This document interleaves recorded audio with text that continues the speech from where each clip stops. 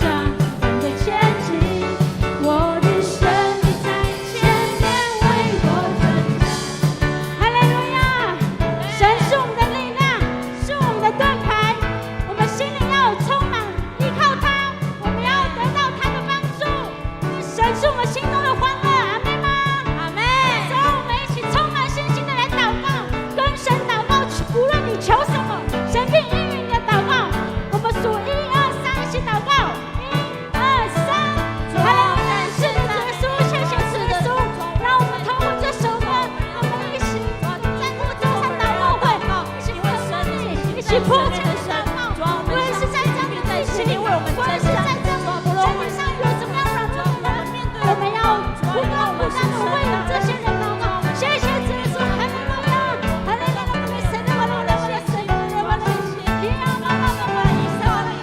我们要充满信心，我们要有不动摇的信心。主啊，我们需要你，主啊，只要我们相信，主啊，只要我们哈利路亚，谢谢主耶稣。海浪之中，我必不沉沦；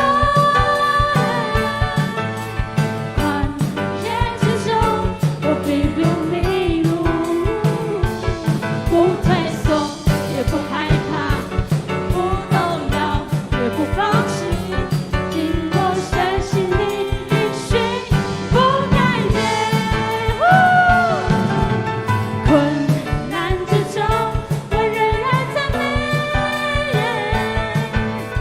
寂寞之中，我仍然祷告。心在水的信心，刚强壮胆的前进。我的神你在前面为我，再最后一次宣告。海浪之中，我必不沉沦；旷野之中，我必不迷路。不退缩，也不害怕，不动摇，也不放弃。紧握神心里应许，不改变。困难之中，我仍然赞美；寂寞之中，我仍然祷告。心在水面的信心，刚强壮胆的前进。我的神你在前面为我，再次说心在水面的信心，刚强壮胆的前进。我的神你在前面为我征战，在最后一次。心在水面的信心，刚强壮胆的前进。我的神你在前面为我征战。哈利路亚，我们为神大大的欢呼。哈利路亚，神是信实的真神，是充满盼望的神。哈利路亚，哈利路亚。我们就像神说，我们在困难之中，我们仍然要赞美；我们在怀疑之中，我们仍然要祷告。我们要像这首歌一样，行在水面的信心。无论遇到任何的困难，要刚强壮胆的前进，因为我们相信神就在我们前面为我们征战。阿们吗？阿门。我们安静我们的心，我们要去思想我们是如何信主的。我们要去思想我们是如何因为神给我们的触摸了我们，感动了我们的那一个初衷，那一个初心。你是怎么将你的生命献给他的？我们安静的来去思想神的爱。献上生命给最爱的耶稣，完全顺服，完全降服，因你恩典是我得以侍奉你，你的宣召没有怀疑。再一次说，献上生命给最爱的耶稣，完全顺服，完全降服，因你恩典是我得以侍奉你，你的宣召没有怀疑。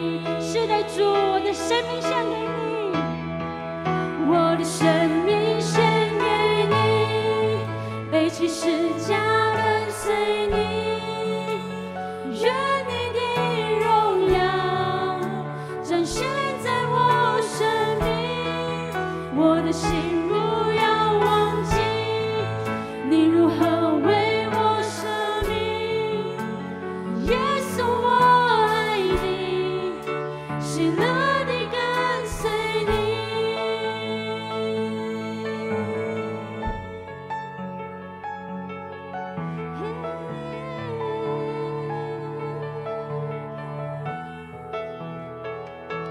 献上生命给最爱的耶稣，完全顺服，完全降服，因你恩典是我得以侍奉你，你的宣召没有怀疑。我们一起举起手，跟神说，我们将我们生命献给他，献给你，背起十架跟随你，愿你的荣耀展现在我生命，我的心不要忘记你如何为我舍命，耶稣我爱你，喜乐地跟随你，我的生命献给你，背起十架跟随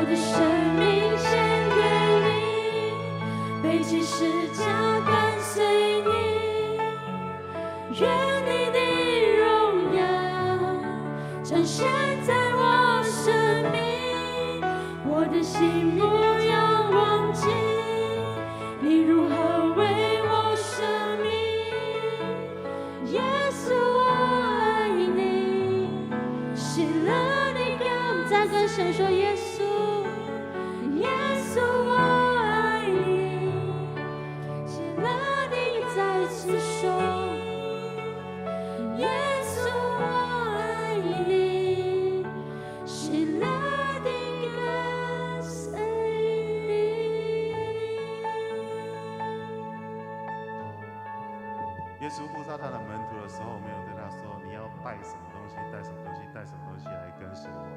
他只说了一句说来跟从我吧。所以呢，听见这句话的人，他们就抛下欲望，抛下他们生命当中所有的残累，来跟从耶稣。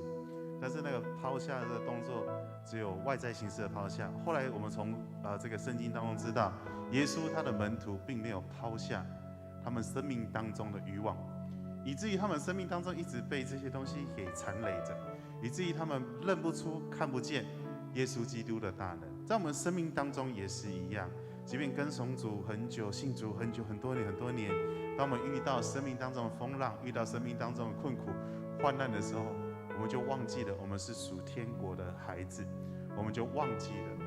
尼希米重建这个圣殿、圣城的城墙的时候，这个几乎是不可能的任务。这个城墙重建了100多年，遇到非常多的拦阻，非常多的挫折，非常多的攻击。他们有内忧，有外患，他们有政治的压力，他们有军事的攻击。而面对外邦主人的恐吓的时候，100多年了，这个圣城没有按照神的应许重新建立起来。但是尼希米回到这个耶路撒冷的时候，只花了52天，把城墙重新建造起来。为什么？因为他专注在这件事情当中，他专注在神的应许当中，他专注在神的话语当中，以至于他专注到什么程度？专注到他在这个担任九正王旁边的心腹，也就是国策顾问的时候，他的职位很小，但是却是能够跟王面对面说话的时候，王都看得出来他的心中充满忧愁啊！王都看得出来说你怎么了？然后他就勇敢大胆的讲说，我的这个故乡还没有重建好，让我回去。他回去，他走了很久的时间，然后呢，花了52天重新建造城墙，因为他全神贯注，他全心相信，而且他也知道神必在当中成就这些事情。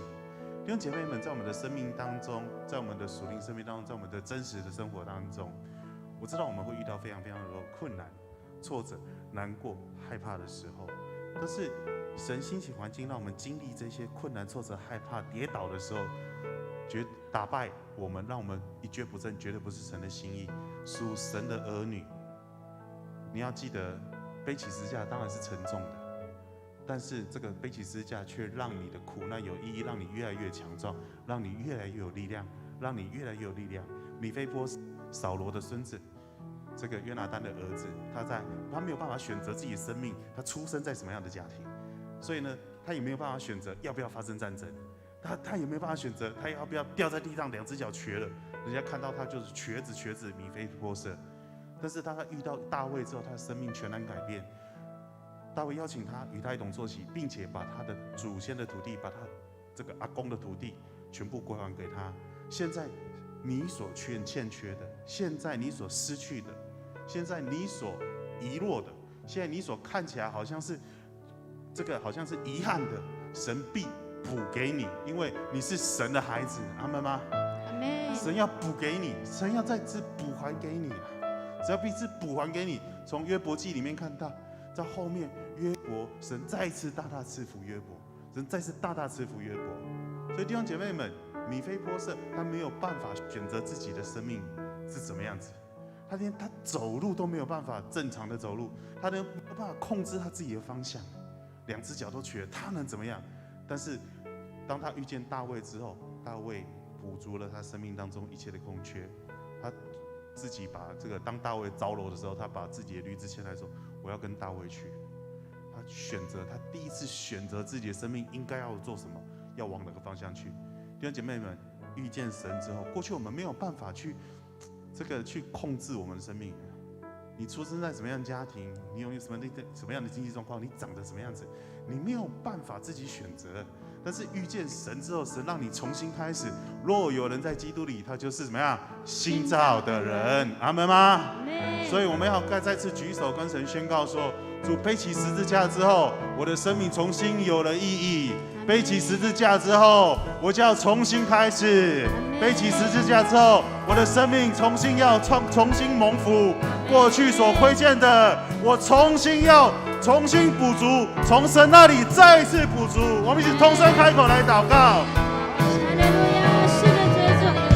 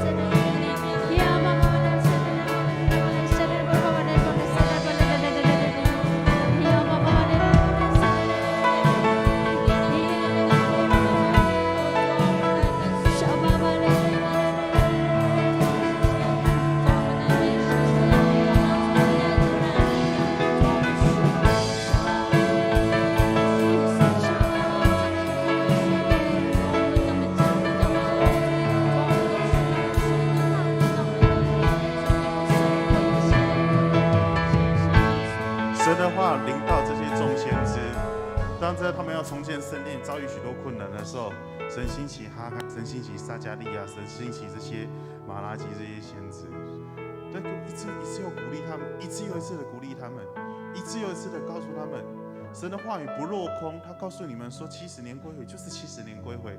他告诉你们，重建圣殿就是重建圣殿。他告诉你，耶稣基督降临就是要降临。他告诉你，你的生命必重新开始。你是新造的人，那就是新造的人了。所以弟兄姐妹们，求主再次帮助我们，坚固我们的信心，坚固我们的这样的力量。我们的信心从哪里来？从祷告而来。我们的这个祷告没有力量的时候，我旁边这个人跟我一起祷告。我有代祷勇士，阿门吗？我们有中保代祷嘛？我们早上家庭祈祷会，我们拜三安息的祈祷会，因为2、3个人奉主的名聚集，怎么样？神就在我们当中，对不对？神是以什么？以色列的赞美为什么？宝座。所以你知道我们这边有那么多人，神有没有在我们当中？阿门吗？你有没有赞美？有嘛？神的宝座是不是在我们当中？阿门吗？我们一个一个最大的掌声，欢迎他宝座设立在我们当中。哈利路亚！哈利路亚！坐下前对方面说：“你是蒙福的人。”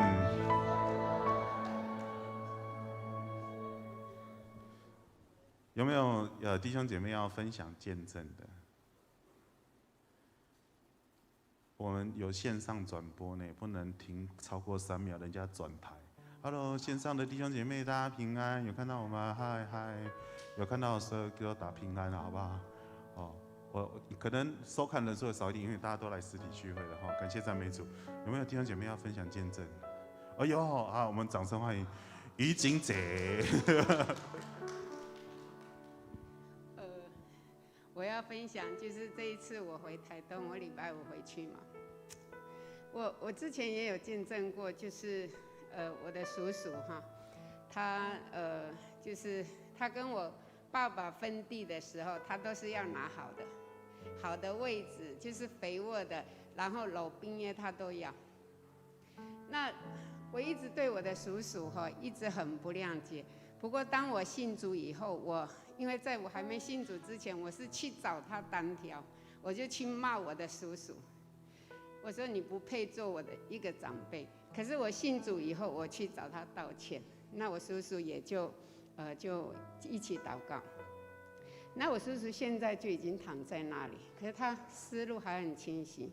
那他已经90几岁，那他没办法很完整的讲出一句话，他就说不出一个很完整的句子。那我我每次去看他，我都为他祷告，我没有说跟他唱诗歌。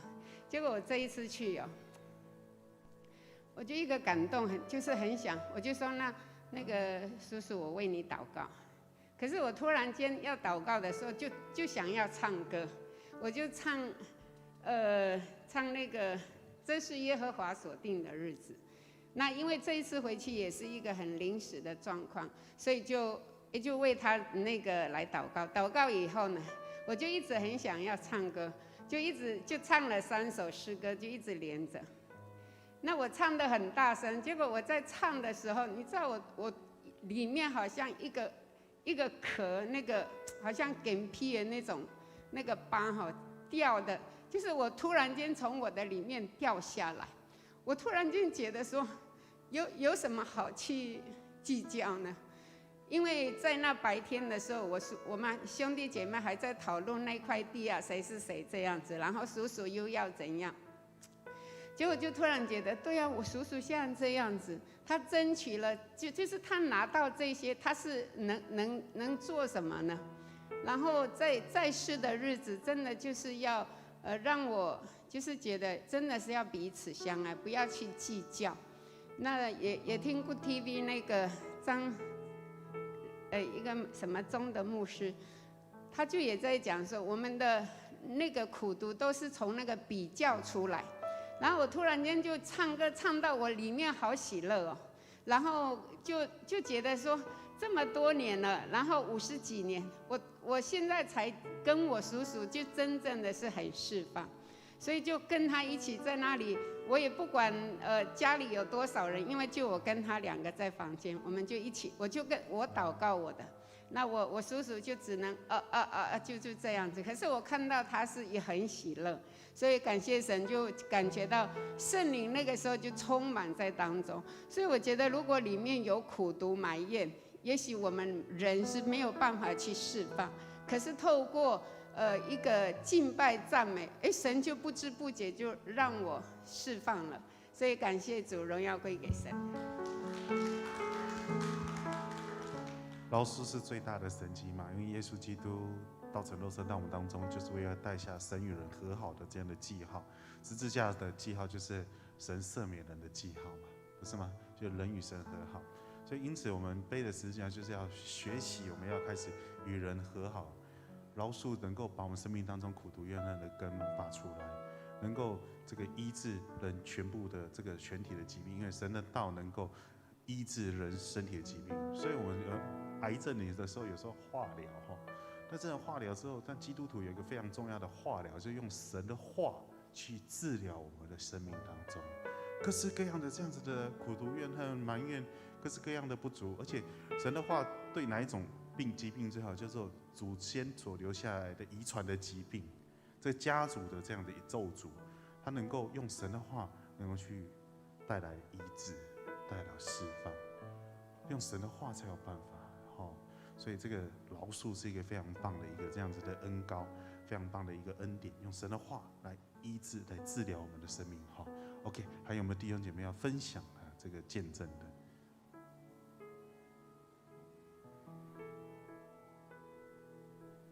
没有，那我来唱一首歌。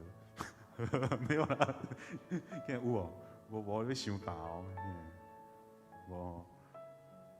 那我们要一起来祷告，我们就求主的这样子饶恕、医治充满在我们的家族当中。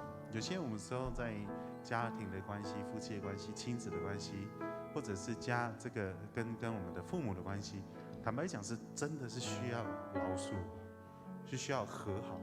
但不知道该怎么办，他就是卡住了，不知道该怎么办，那他就是这个样子，我也没有办法解决。但它卡在我们的生命当中，事实上是不舒服的。一个关系卡住，事实上是不舒服的。我们与神的关系如果卡住，那是一个非常不舒服的。约拿跟神的关系卡住的时候，他也不舒服啊。及至等到神伸手救他，他在深渊当中向神呼喊的时候，上帝再一次给他机会，他与神再次和好的时候，他的生命非常的顺畅，对不对？他被金鱼吐出来了。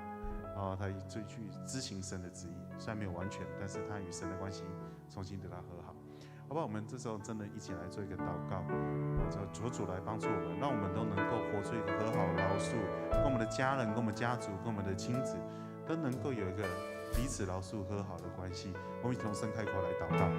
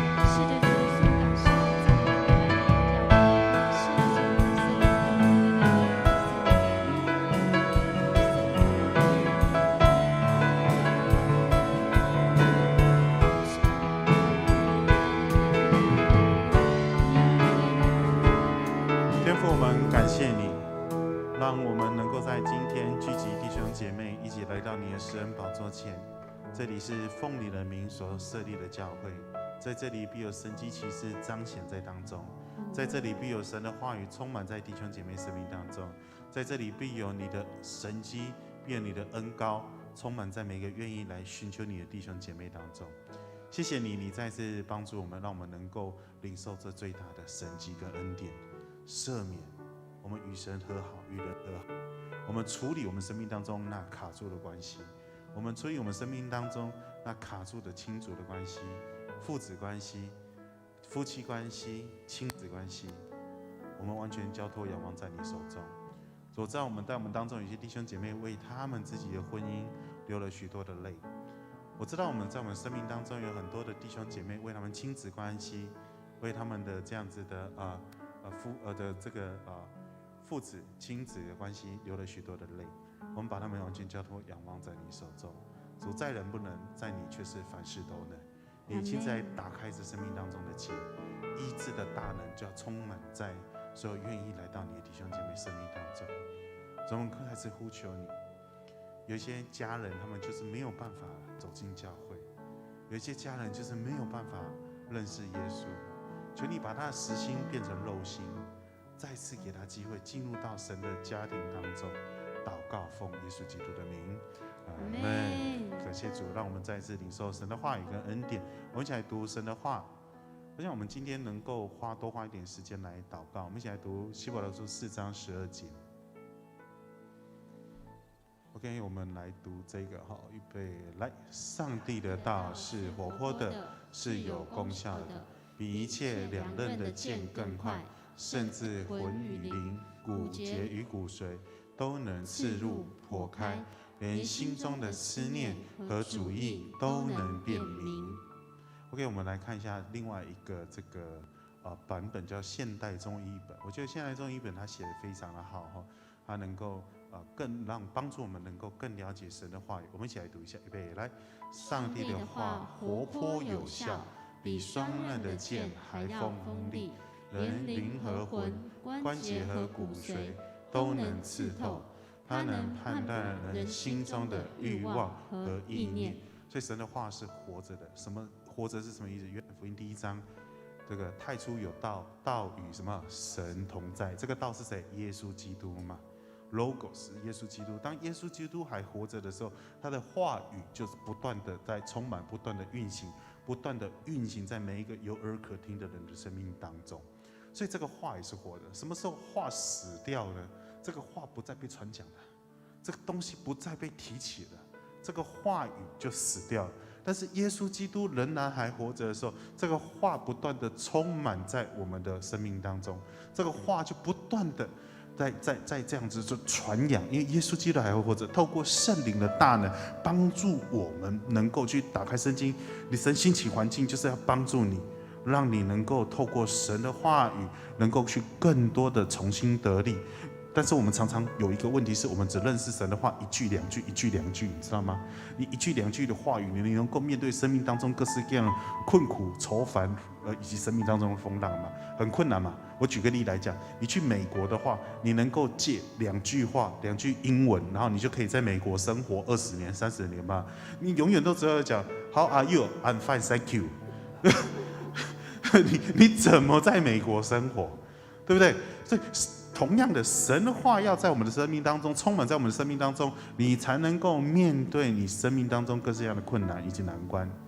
所以什么时候神的话死掉？就是人对神的话是没有感觉的时候，没有感受的时候。很多基督徒死于营养不良，你知道吗？因为他没有吃进神的话。我们吃神的话挑食，这边一块，那边一块，这边一句，那边一句。有时候拍小话，有时候又如同随风而去。所以如同我想的，我们生命当中遇到许许多多的风浪跟挫折、困境跟难关的时候，不就是透过神的话来帮助我们重新有力量吗？不是透过神的话让我们重新有力量吗？所以呢，在这个罗德，你知道吗？罗德是谁的侄子？啊？亚伯拉罕就好，感谢主。哦，你有读上帝话就好就好。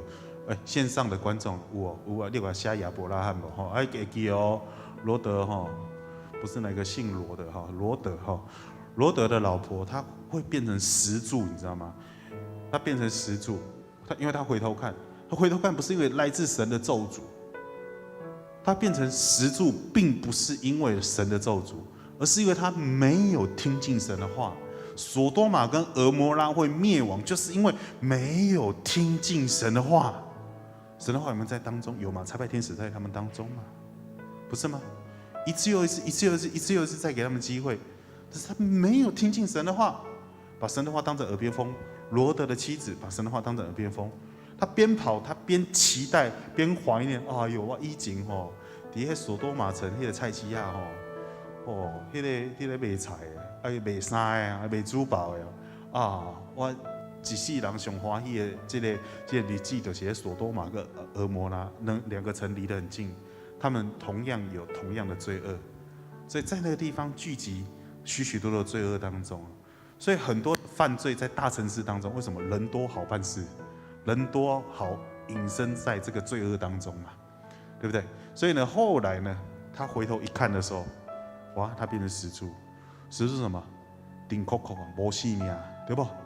人为什么会死亡？就是因为人为什么会变成这个属灵生命会枯竭，会没有办法再继续往前走？你会好像被这个东西被困境给困住，就是因为你把神的话当成耳边风，你没有感觉的。耶稣生气过一次啊，我对你们吹笛，你们怎么样？不跳舞；我对你们举哀，你们不哀哭啊！唉，我到底要在你们当中多久？这个到底是什么意思？也就是说，你们对神的话一点感觉都没有的时候，无感世代就造成了人属灵生命的灭亡啊！因为困境来，他就被困住了。法利赛人跟这个撒都该人，他们遇到困境的时候，他们也不知道该怎么办。他们紧紧抓住自己的条规，他们抓住自己的这个圣经，紧紧抓住神的话怎么说。问题是他们遇到两难问题的时候，他们不知道该怎么解决。我 Q 几下笔的，拍谁 ？OK， 他不知道该怎么解决啊。遇到行淫妇人的时候，他们遇到两难问题，到底要不要执行家法把他打死？打死之后，罗马的军队进来了啊！你准备独立啊？你们执行家法，不打死又抹灭又污蔑了神的律法，那到底要怎么办？他们生命卡住了，他们紧紧抓住这个东西卡住了，所以石化了。为什么？他们把真的神的话语把它当成耳边风，他们紧紧抓住那一本话语字面上的字义，然后呢，他们就靠这个来过他们的信仰生活。知道吗？很悲惨的是，很多基督徒是过这样的生活，甚至他们连神的话语、神的旨意，他们连理都不理。美国他们做了一个在911这个恐怖攻击事件之后，他们做了一个富士比的一个调查，很多美国人认同自己是基督徒，75%的美国人认同自己是基督徒，75%，哇，看这个数据非常开心吧？对不对？75%，但是认同圣经是神的话的，竟然只有24%。意思就是说，只有51%的人他不认同圣经是神的话语。那这个基督徒的意义何在？他们究竟要过什么样子的生活？他们究竟要过什么样的生活？所以，当这个师母在这个住院的时候，其实我觉得我好像被压得扁扁的。那个医生来，然后就开始讲说啊，他的这个状况很糟糕，每一个去检查，他的状况很糟糕，抽血检查，他的这个血液很糟糕，他的血液状况很混乱，每一个都这样说。我到后来我不想去做检查了，去照 X 光、断层扫描、超音波，每一个出来都医生来害讨啊！你知道外面等的人会很害怕，你知道吗？我相信你们都有经验，对不对？你去久以前那个叫做真理实验室，你在那个所有的这个，有去做全身健康检查的有没有？举手一下。定期要做了，好不好？弟兄姐妹，要做全身健康检查，要鼓起勇气去做。我虽然这样讲，但是我还是没有去做过。你知道吗？你要鼓起勇气去做，你知道吗？鼓起勇气去做健康检查。那你看嘛，他去做健康检查的时候，哇，这个状况很糟糕的时候，你在外面等，超音波一站 ，X 光、断层扫描，你要等待血液他的这个血液的这个检查，所以说非常害怕。然后在初期的时候，师母她肝脓样的时候引发败血症，那败血症，然后她发高烧，她就昏迷。昏迷的时候，那我不知道该怎么办，那我就不断的祷告，那但是问题是，祷告到一半，他们就半夜又就说，哎呀，再去照一个什么，他的状况好像不是很好，再去照一个。那祷告到一半，他不管我觉得很烦，就是他们要一直去做检查，但是那就是一个对你生命当中的一个就是一个透视，一个重新再做一个检视。那后来我很沮丧了，那怎么办呢？那怎么办呢？那医生来讲的时候，然后耳朵都轰，就好像脑袋一片空白这样子。然后他讲他的，我想我的事情。那他们要做治疗，后来我就站起来说，我不行，我不能再这样下去了。那后来呢，我就开始做宣告的祷告，每天早上眼睛张开来说，主，这个死亡、恐惧、害怕、忧伤不能再控制我的心了。然后后来呢，就有些弟兄姐妹他们会寄一些这个叫做这个属灵的讲道的这个讲道片。有时候你说，牧师你自己看别人讲道，然后你会不会有时候不相信神的话？有呢。你在面对很大的这样挫折的时候，说主啊，你医治师母的眼睛，你医治他，就后来那个结果出来说，他的眼睛好像状况也不是很好的时候。你开始怀疑你的宣告是不是真的，你开始怀疑你的神是不是真的，科学就摆在面前了，他的眼睛就视力就是模糊了，那怎么办呢？那怎么办呢？那开始会惊慌，开始会害怕。可是有一些弟兄姐妹，他们用透过神的话语，诵读神的话语来激励我们。后来我就想起陈牧师说了，他说聚集就是为了要强化。我想主啊，我怎么跟大家聚集？没有聚集，它同样的、相对的没有聚集就是怎样弱化，对不对？后来呢，还好我们有直播嘛，还好我们有这个各式各样的这样子的影片，我把它重新拿出来听过一次，不只听我们教会的我们的每个牧师的的分享的讲道，再重新听一次，从早上听到夜晚，重新听一次，你知道吗？神的话，每一次你越了解神，你越了解我们所信的神是什么样子的时候，你的力量、你的勇气就越来越增加。我听到在讲亚伯拉罕的时候，我的信心就增加了；我听到在讲大卫的时候，我的勇气就增加了；我听到在讲约书亚的时候，我的盼望就增加了。然后呢，我就不管他讲的他的指数怎么样，他的病情怎么样，他发生什么事情，把他推到哪个地方去的时候，我就宣告了。所以我以前是害怕，脚抖着手举不起来的宣告，我是充满惊慌的宣告，跟你充满信心跟力量的宣告，你觉得一不一样？不一样啊，不一样啊，懂吗？你害怕的宣告的时候，你跟你充满信心的宣告，那是完全是不一样的。我以前宣告说，主，你救我的老婆，救荣惠师母，你救她，你医治她，你帮助她。后来我决定，我把主权交给神，我说，主，这是你的女儿，你救她。对，神让她的这个指数各方面都漂亮起来，神帮助她，让她的身体能够重新健康起来。虽然现在还在医院当中，然后医生也害怕，因为她的肝容量引流一直引流不出来。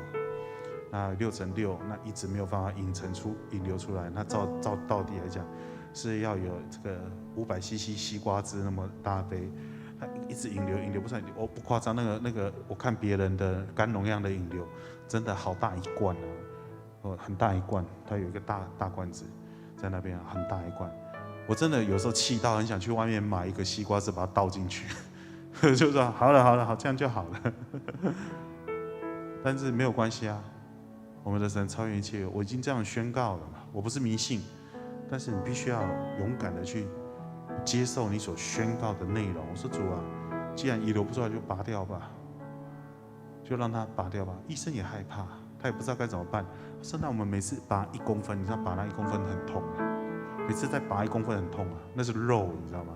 而且它会感染啊。每次拔1公分不舒服。就后来我们说好吧，没关系，那就每次拔1公分，看他还接一个这个安普在那边抽他的那个肝容量出来，他不舒服啊，非常不舒服，他只能这样坐着睡，因为他如果躺着睡会拉到他的伤口，连呼吸都痛。然后后来呢，因为我就今天帮师母换床单，啊，那你先来坐一下，我帮你换床单。那换好他的床单之后，地上怎么有一根管子？然后他说，哇，那管子被我扯掉。然后后来呢，医生就说，好了，没关系啊，反正迟早都要拔掉，那你把它拔掉那也好，不是我拔掉，我相信这是神的旨意跟神的作为，我相信神会医治嘛，对不对？我不是迷信，我相信神会医治。我相信神会医治，所以神的话活着，他帮助你，他才能够让你在面对风浪的时候，你能够勇敢的走在这个当中。我不是说你永远不会惧怕，我不是说你永远不会害怕，你永远不会跌倒，我不是这样说。我不是跟你讲过，说我在以前在这个乡下牧会的时候，我每次经过一个地方，那只狗都会追我，你知道吗？那大黑狗，那黑狗很大一只，而且乡下那个没有路灯的。每次我经过那一家的时候，那个狗听到那个狗开始就的时候，我就害怕。你知道人的脑袋都知道说，每当照你跑它就追你。然后呢，但是呢，我就勇敢的往前走，我就直视它的眼睛，然后我就勇敢的走。可是拐一个弯，我就开始狂奔，它就开始追我了。你会害怕，但装不来。到后来呢，我勇敢了，我就奉主的名了，我就勇敢的走过去，我就不理他，我就奉主的名说，奉主的名，你要乖乖的，就勇敢的往前走。结果后来那只狗变得跟我一起散步。所以你知道吗？神不是不知道我们会害怕，他也不是不容许我们恐惧。你会恐惧，你会害怕。但是你必须要从神的话语里面去重新得力，所以神的话是活着的，因为耶稣基督活着。那第二个呢，它是能够切开呢。我没有小助手，那我自己拿。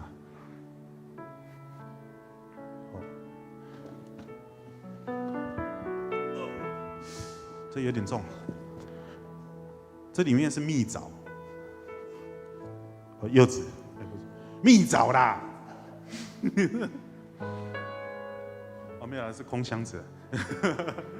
我请我的 model 来，那你把它正面转给人家看。对，两面的刃。这个箱子你把它打开来，如果你这样随便乱戳一通，它会不会打开来？不会嘛，对不对？你要让它能够，那如果在这个蜜枣在里面焖久了，它是不是会烂掉、会臭掉？对不对？但是你必须要把它打开来，你就必须，如果是你的话，你会怎么样乱戳一通吗？不是嘛？神的话是活泼有功效的。如果说两面的利刃是能够把它切开来。好，文师，如果你要切开，你要把它打开，你要切哪里？对，那我们示范一次看看。好，有点难，我就拿。你看哦，神的话精准的，能够把它打开来。不管外面封了再多条五颜六色的拦阻，这个心理防卫，或者是各式各样的东西，重点不是，所以我们知道说，重点并不是外面的这个箱子嘛，对不对？重点是我们要能够吃到里面的那个蜜枣。你生命当中有很多很美好的东西，可是它就被这个东西给困住了。OK， 可以吗？最后一刀，我们最后一刀把它打开来，蜜枣要拿出来嘛。没有了，还没买，这是空箱子哈。对不对？谢谢，我们掌声谢谢文师，谢谢。所以神的话，那什么叫做割开来？你知道吗？当耶稣遇到井边妇人的时候，他说他跟他对话了很久，然后就说那你去把你的老公找来。他说我没有老公，你说的没有错，你没有老公，你有5个是你的男朋友。他吓到，他没有说话。这个井边妇女她没有说话，告诉他说我的感情世界，我过去所遭受的这样子的委屈，我过去所遭受的这样子的难过，他会被贴上标签，所以他到中午的时候到井边去嘛，热得要死。然后他拿了这个，他挑了水回去到镇上的时候，也是一大堆人隔着窗户对他指指点点，难道他不知道吗？他一定知道嘛。在古时候休妻不是女人她主动要离婚，而是男人只要觉得他不好，他就可以被休掉了，懂了吗？所以，但是他在当时的撒玛利亚是非常贫困的地方，如果她没有依靠男人，她会死掉。我们可以知道，她肯定是一个非常美丽的女人，但是她一直是被在这个文化当中，这个父权文化当中，在中古的这个时代、上古时代的这样的文化当中，她是成为一个牺牲品。她有5个老公，她有5个这样的男朋友，她必须要在这样子的当中，她才能够存活。所以有些人就把它定义成是淫妇是怎么样？而如果她真的大家都知道她有5个老公，早就拿石头打死她了。但不是，她是充满委屈的活着。所以当耶稣讲出他生命当中的委屈、心中的那一块的时候，他快跑的回去。所以如同我们在上幸福大学的时候，他说福音是什么？从前怕人家知道，现在怕别人不知道。他把我生命当中的各式各样的故事，把它摊开来跟大家讲说，过去我是这样，但是如今我是这个样子啊。所以神的话能够把它切开来。所以耶稣基督对法利赛人说话都很直接啊。不是啊，你这个粉饰的坟墓啊，他直接告诉他们说，你的生命当中是什么？外靠看起来就水里面都堆西兰骨头啊，一点用都没有。他告诉他在对玛利亚在这个马大在谁念的时候，你说马大，你的妹妹选择上好的部分，这种先知的话语能够医治人的内心，把它打开来，让我们能够诚实的面对我们自己生命的内在，懂吗？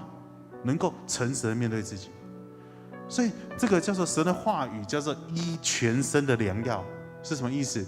它让你能够打开，像手术刀一样，能够把你身体里面的东西打开来，然后看看里面发生什么问题，然后呢再把它割除，诚实的面对之后，然后你才能够有一个新的开始。你知道你发生什么事情的时候，你才能够有一个新开始。神的话充满力量啊，所以我很喜欢讲，很好玩。是我那时候师母生病的时候，我就常常拿一个这个按摩的这个帮他按摩，然后我就会按摩的时候，我就边讲边念主祷文啊，4篇23篇啊，亚比斯的祷告啊，然后呢就唱诗歌啊，边按摩啊。通常这样弄一套下来也要1个多小时，那师母她就可以很舒服的入睡，要不然她身体很不舒服，没有办法入睡。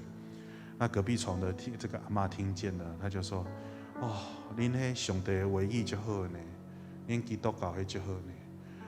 我就叫阮查某囝试看卖啊，帮我抓骹。但是我唔是基督徒嘛，我唔是教会的人嘛，所以哪念吼，伊甲我抓骹哪抓骹哪念南无阿弥陀佛咯。”念无5分钟，我就讲好，停。你安尼哪甲我念骹，哪念，敢若我亡神去共款啊！无平安呐！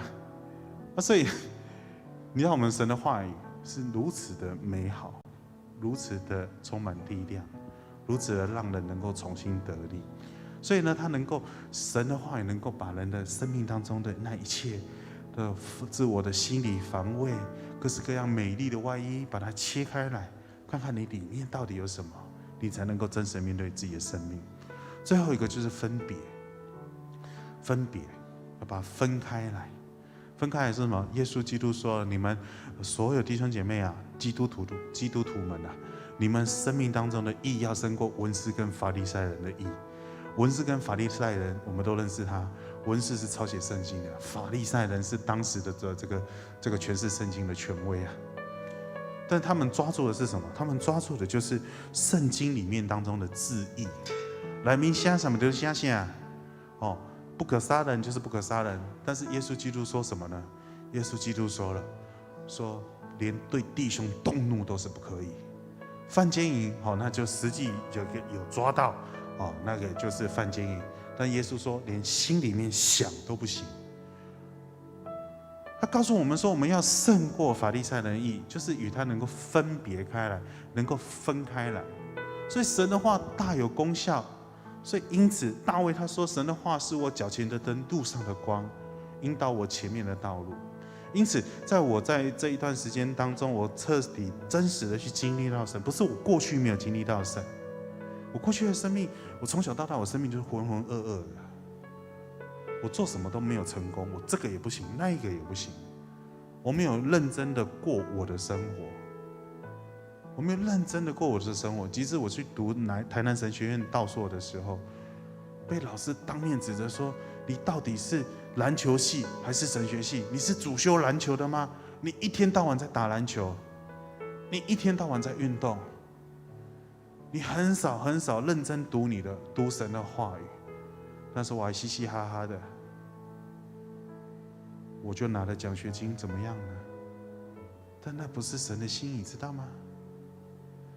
神不是要我们嘻嘻哈哈的，而是要认真的去看待他的话语，用神的话语来对付自己的生命。如果你没有用神的话语去对付自己的生命的时候，当你遇到风浪的时候，环境就来对付你，你很容易就跌倒了。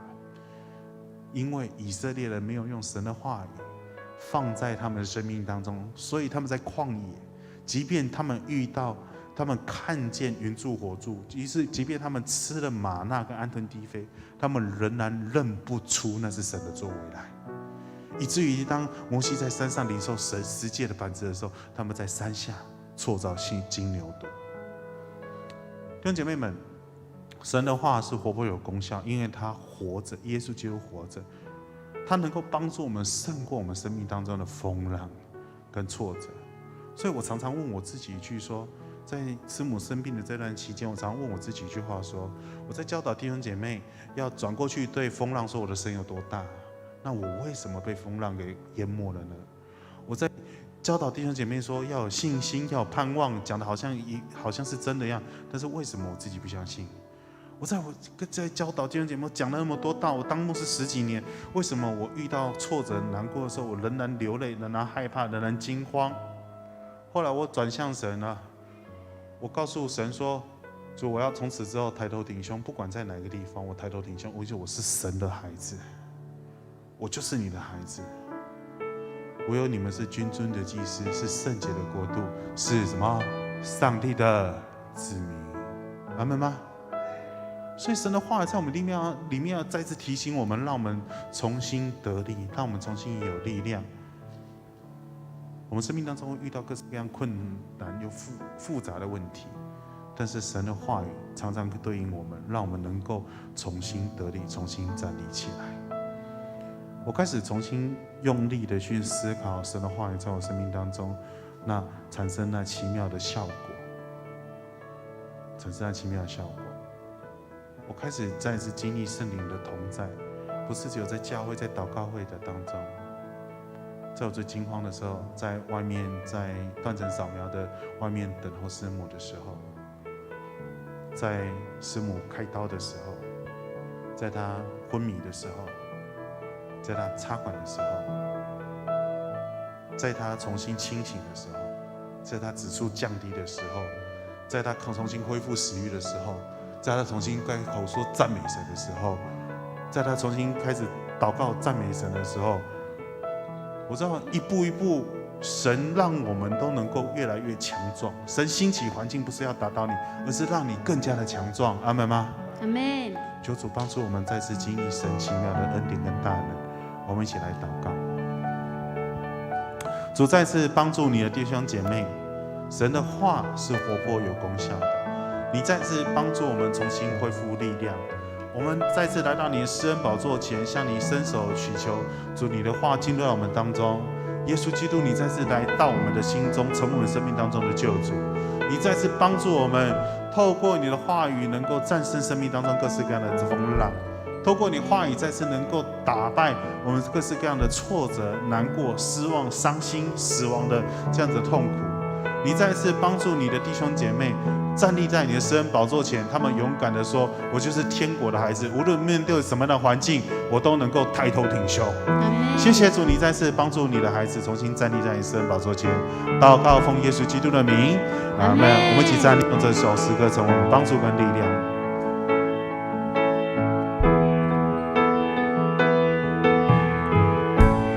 我怎能离了你同在？我未来交托你手中，我怎能失去你的爱？你是我永远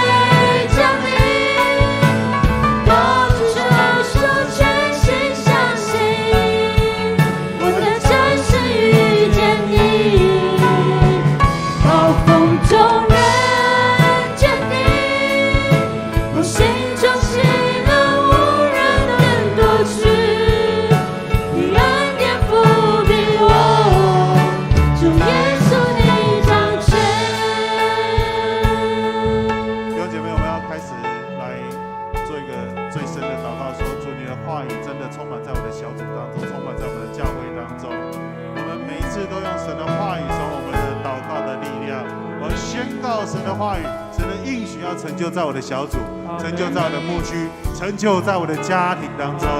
我们要用神的话语从我们的帮助跟力量，因为神的话是活泼有效的。我们一起同声开口来祷告。哈利路亚！是的，主耶稣，求主能够大大的保守帮助我们的小组。主啊，求你能让我们的小组是一个活泼有能力的小组。求主让我们小组每一个组员，所以能够真的是心中充满渴望亲近你，来聆听你的话语。主啊，求你多帮助我们的小组每一个组员的生命，能够在每一次小组的当中，有很多的改变。主啊，我需要你。哈利路亚！主啊，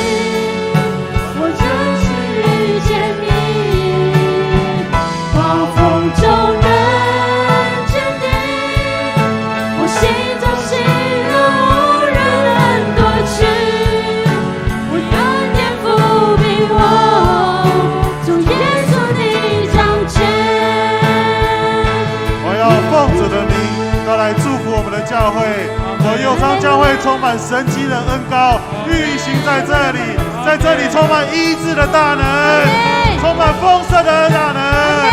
凡生病的进到这里，他们得到医治；凡贫乏的进到这里，他们得到丰盛。他们要真实的遇见主。我们一起同声开口来祷告。哈利路亚，哈利路亚！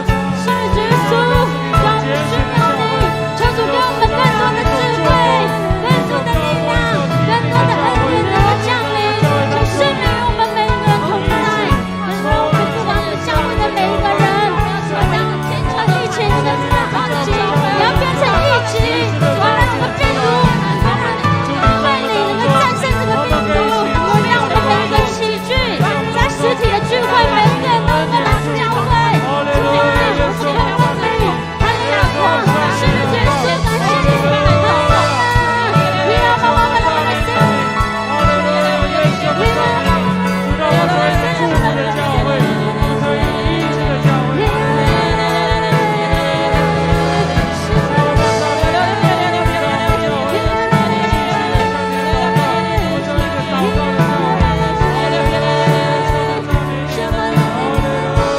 我们要奉主的名破除贫苦的灵，我要奉主的名破除疾病的灵，我要奉主的名破除在这地区贫穷疾病所造成带来的这样的咒诅以及捆绑，在教会当中充满神的恩膏以及同在，这里要充满丰富以及医治的恩典。我们要再次奉主的名宣告，我们的教会有神迹必要降临在这个地方。我们一起同声开口来祷告。哈利路亚！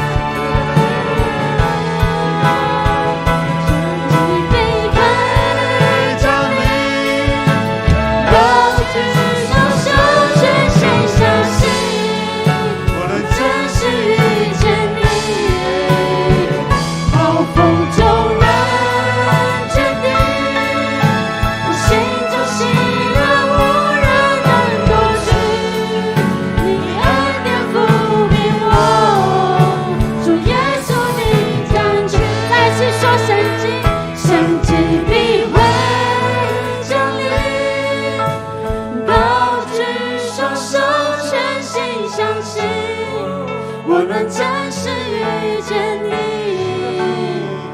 暴风中仍坚定，我心中喜乐无人能夺去，你恩典抚庇我，主耶稣你掌权。9月5号我们有一个洗礼，有一个新家人要加入在我们教会当中。虽然我们受到疫情的影响，我们的幸福小组没有办法实体的来聚集，但是我们更要宣告说，我们的洗礼是大有意义的。我们更要宣告说，主耶稣基督，你在这个时候，你更要拯救需要你的人进入到教会当中，是丰收的时刻，是一个神这个呼召的时刻。弟兄姐妹们，我们洗礼，我不知道这次会有多少人，我手上没有资料，我也不知道说我们有多少的 best 在参与在当中，但是我知道神会呼召需要他的人进到教会当中里面。9月5号的洗礼，我们要求主来帮助那些愿意进入到教会的这些弟兄姐妹，坚固他们的信心，坚定他们的脚步，跟随主的脚步，一生都不偏离。奉主的名要保守他们脚步十分平安，他们要勇敢的跟随主。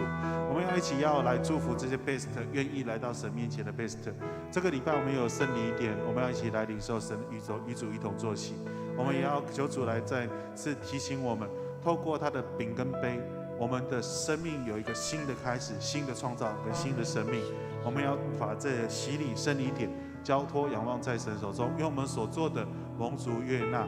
再次透过他的这样子的饼跟杯，告诉我们说，孩子，你是与我一同坐席的，孩子，你是我用重价所赎回来的。然后我们勇敢的出去说，我们要把这些这个外面的 best 还不认识主的人，再次带领到神的施恩宝座前，他们要经历洗礼，他们有新的开始，他们要与我们一起同得主恩。我们要一起同声开口来祷告，为他们祝福祷告。我们一起同声来祷告。哈利路亚！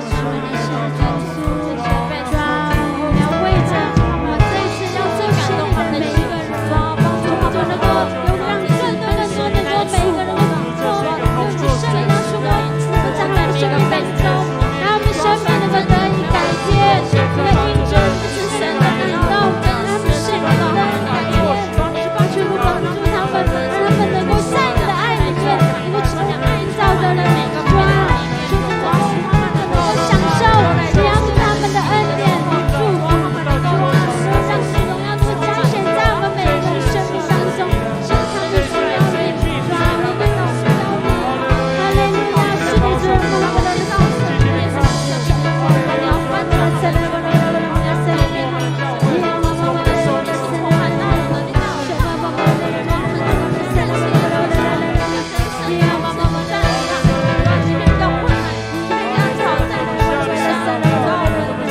耶和华我们的最好的上台，上面也有一种神的人，今年也是教会的选举年，我们有很多的选举，我们要求主帮助我们选出合神心意的仆人，能够一起同工的侍奉的同工，成为领袖。他们不只是有行政的恩赐，有带领的恩赐，更有祷告寻求神的恩赐。我们要求主来帮助我们，让我们在今年能够选出合神心意这样子的使徒来到在我们的教会当中。我们更要求主帮助我们，在9月6号到8号是黄金10年的一个会议这个高雄的这个对不起，牧师是高福蒙嘛，对不对？高福蒙的这个会议，我觉得说有时候我们会因起疫情，然后我们就停了好多东西，但是我们忘记了明年是我们要迎接又发教会70周年，我们忘记了我们有黄金10年的计划，我们忘记我们在神的立约，我们要做更多的事情。有时候连我都忘记，在医院当中，好像我所有的世界 focus 只有在这个病情当中，但是我知道这不是神的心意，神要让我能够一手拿兵器，一手拿工具，我要一手要照顾师母，一手要建造城市，一手要照顾师母，一手要建造教会。弟兄姐妹，我们都是这样来的，不是吗？你不是一边工作一边服侍，不是吗？你不是一边煮饭一边带领敬拜，不是吗？你不是一手抱音乐一手拿麦克风吗？不是吗？所以呢，弟兄姐妹们，我们都是这样子，同得主恩，一手拿工具，一手拿刀具。我们要一起来直建造这个教会，选举交在神的手中，黄金10年交在神手中，真的让我们开创黄金10年，神迹必然降临在教会当中，佑昌教会必为主发光。哈利路亚！我们同声开口来祷告。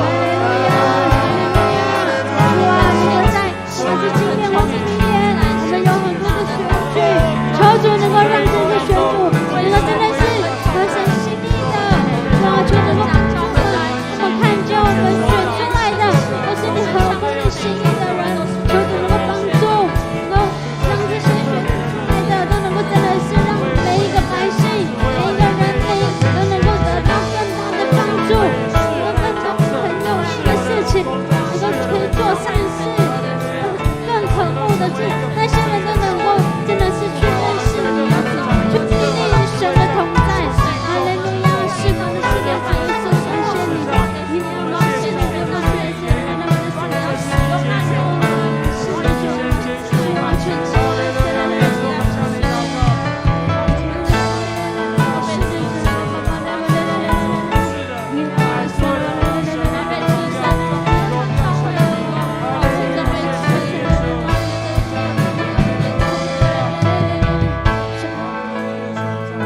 我要邀请弟兄姐妹为我们的教会当中软弱、身体有软弱的弟兄姐妹祷告，特别是为我的师母来祝福祷告。容许我有私心一点点，因为这个医生说这个他的发炎指数是800，要降到200才让他回家，引流不出来嘛，那只能靠抗生素。因为抗生素打3天才杀死100，那还有好几百要杀。但是我知道神有恩典跟神迹，所以呢，当主治医师他每次来的跟我讲的时候，一拢紧张那样他没有办法，医学没办法，科学没办法，但是神有办法嘛，阿们嘛，对啊，我相信嘛，最后他就说，那这个该怎么办？我相信神迹啊，我相信神会有医治的大能，神有大能来医治他。所以呢，为我们教会当中有软弱的弟兄姐妹祷告，特别为我师母荣慧师母来祷告。其实，在病床当中，她仍然能够经历神奇妙的恩典跟大能，她要能够快快的出院。我宣告礼拜5我们就要出院，好不好？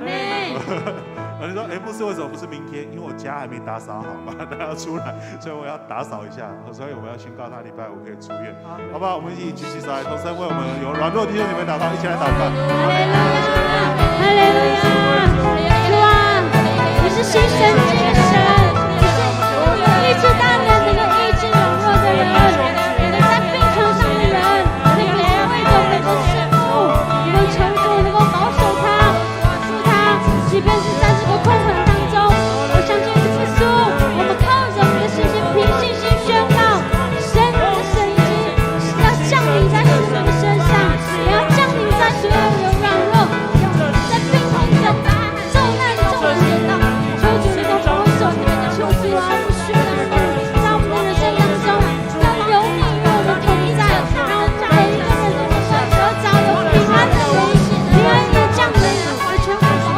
他守护，让他能够在困难的时候不会有任何的惧怕，让他在那个地方能够有神与他们同在，很不能求在心中要使他恢复健康，主要使他生活万物的生活能够回到家里，主要能够回到家里，能够健康回到家里，主要感谢赞美你，神的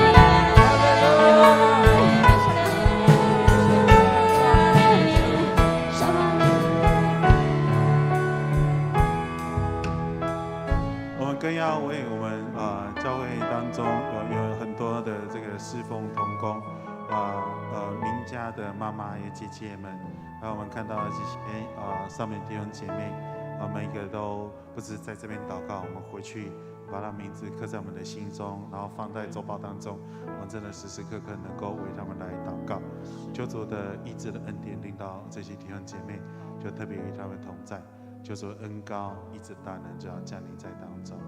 谢主再次让我们能够领受上帝丰盛的恩典。最后，我们更要为主跟神求说，主让我们都能够在你的恩典当中，我们教会能够不断的成长，我们的这个家庭的关系能够不断的经历神所带领的突破以及恩膏，在我们的家庭当中，真的为我们的家庭来祝福。我真的感受到平安是神给我们最大的恩典，所以你要宣告你的家庭是平安的，宣告你的家庭是充满恩典的，宣告你的家庭是充满健康的，为你的家庭来祝福祷告，为我们属灵家来祝福祷告。我们举起手来，呼喊三声主，我们一起来祷告。哦，主啊，主啊，主啊！哈利路亚，是的，耶稣，求主在他保守我们的家庭，家庭每一个成员，让我们每一个人都能够真的因着你给我们的恩典与祝福，能够去享受，能够去不断的每一次能够吸取你的话语，能够让我们常常昼夜思想你的话语，求主来帮助我们，让我们真的是成为一棵树，栽在溪水旁，结果子，叶子都健康的心灵，所做的尽都顺利。求主在那保守我们家里每一个人，让我们能够一同来渴慕你。每次聚集的时候，我们都要开口来宣告、来祷告，为着我们的家庭的每一个关系，无论是亲子关系、夫妻关系、婆媳关系，就求主在那里，谢谢主耶稣，哈利路亚。降临，高举双手，全心相信，我能珍惜遇见你，暴风中仍坚定，我心中喜乐无人夺取，你恩典抚庇我，主耶稣你掌权，神迹必会降临。高举双手，全心相信，我能真心遇见你，暴风中仍坚定，我心中喜乐无人能夺取，你恩典抚庇我，主耶稣你掌权。主，你看见你孩子在你面前开口祷告，举手呼求。主，你已经听见他们的祷告，你听见他们的呼求，你就必按照他们心中所求的给他们成就，因为你是爱我们的天父，在你的爱中没有不可能。主，谢谢你再次就与你的孩子们同在。当他们生命当中遇到卡关，当他们的关系遇到卡关，当他们感受不到你的时候，这时候你就触摸他们的心，用圣灵大大的充满在他们生命当中。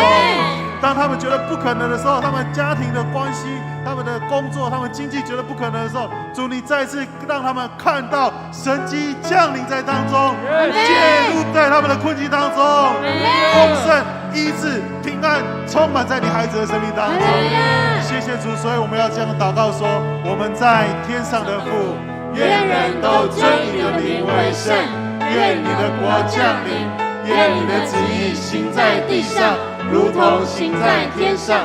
我们日用的饮食，今日赐给我们，免我们的债，如同我们免了人的债，不叫我们遇见试探，救我们脱离凶恶。因为国度、权柄、荣耀，全是你的，直到永远。阿门。